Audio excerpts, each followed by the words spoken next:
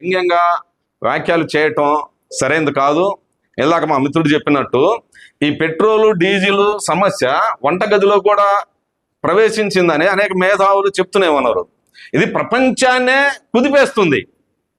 కొంతమంది వాహనదారులు అవసరాన్ని మించి తీసుకోవటం వల్ల కొంత టెక్నికల్ ప్రాబ్లం ఏర్పడుతుంది. దానికి కూటమి ప్రభుత్వానికి ఏ సంబంధం ఉంది? ఏం సంబంధం లేదు కదా.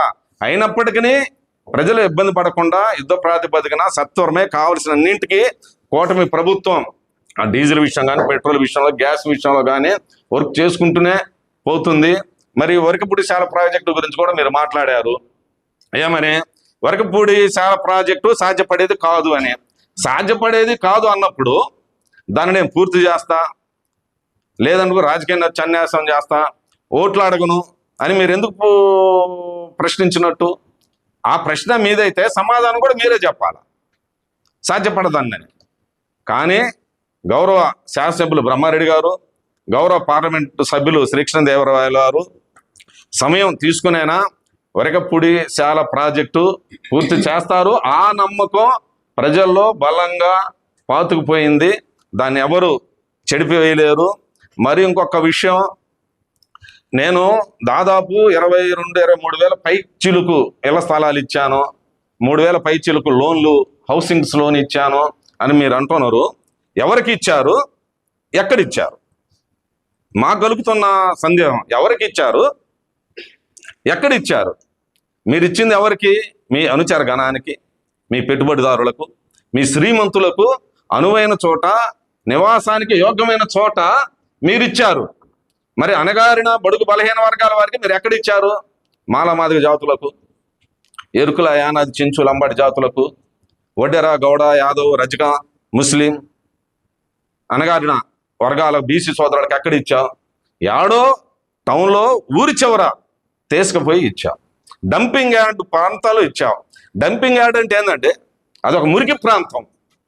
అక్కడ తీసుకుపోయి అణగారిన వర్గాల వారికి మొత్తం అక్కడ ఇచ్చావు.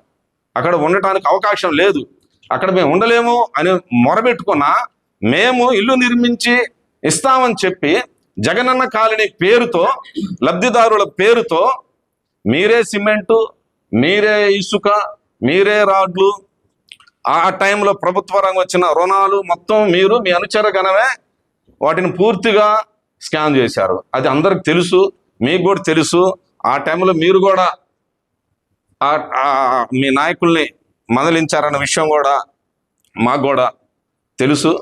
అందుకనే ఎవరు ఏమిటి అనేది గ్రహించుకోవాలి. అదేవిధంగా మాచర్ల నియోజకవర్గ ప్రజలు పూర్తిగా అభివృద్ధి వైపే చూస్తున్నారు. ఈ కుల రాజకీయాలకు, మత రాజకీయాలకు, ఈ ధన రాజకీయాలకు, హింసా రాజకీయాలకు కాలం చెల్లిపోయింది. ప్రజలు కులాలకు, మతాలకు అతీతంగా ప్రజలందరూ అభివృద్ధి వైపే నించుంటున్నారు. ఆ దిశగానే బ్రహ్మారెడ్డి గారి యొక్క అడుగులు పడుతున్నాయి. అది ప్రజలందరూ గ్రహించారు. మీకు నియోజకవర్గం మీద ఏమైనా ప్రేమ ఉంటే బ్రహ్మారెడ్డి గారికి సహకరించండి. మీ 4 సంవత్సరాల ఎమ్మెల్యే అనుభవాన్ని బ్రహ్మారెడ్డి గారికి పంచండి. పరిశ్రమలు, అభివృద్ధి బ్రహ్మారెడ్డి గారు తీసుకొస్తున్నాడు. మంచి సలహా, ఆలోచన ఇవ్వండి. మన మాచర్ల నియోజకవర్గంలోని విద్యావంతులకు ఉపాధి దొరుకుతుంది, సంక్షేమం దొరుకుతుంది, భద్రత దొరుకుతుంది. అలా ఆలోచన చేయాలే కానీ బెదిరింపు రాజకీయాలకు, హింసా రాజకీయాలకు ఎక్కడ కాదు. ఇది ప్రజాస్వామ్య దేశంలో ఎక్కడ తావుండదు అని మేము గుర్తు చేస్తున్నాము. ఇప్పటికైనా ఎవరైనా సరే ఈ హింసా రాజకీయాలను వదిలేసి గాంధీ పద్ధతిని అవలంబించాలని సౌహృదయంతో నియోజకవర్గ ప్రజల యొక్క ఆశను, ఆకాంక్షను మీరు స్వీకరించాలని నేను ప్రేమతో వేడుకుంటున్నాను.